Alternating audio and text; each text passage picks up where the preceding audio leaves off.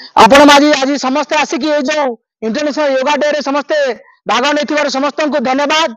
आज समस्ते जो आम योगा कले समस्त योगा करने द्वारा समस्त मानसिक शारीरिक जिते प्रकार चाप थाए सब दूर होता है। आपण मैंने जानते योगा करने द्वारा आमर देह पूरा फिट होता है। खाली देह नुह मुंड मस्तिष्क शारीरिक सब प्रकार चिंता धारा जो थाए सेटा ठीक होता है। या द्वारा आमर शारीरिक जिते आप गैस हो जाए मुंड बिंदुव देह पीड़ा हो गोड़ हाथ पीड़ा हो आप योगा करेंगे सबुदिन सकाଳେ समस्ते आम सबुदिन आम प्रण ना समस्ते कि सबुदिन अध घंटा लेखा समस्ते योग करवा एवं गोटे सुस्थ शरीर तैयारी करवा निजर सुस्थ शरीर तैयारी करने संगे संगे निजर परिवार निजर गाँ एवं निजर सोसाइटी को केमती सुस्थ करवा से आम मान दायित्व।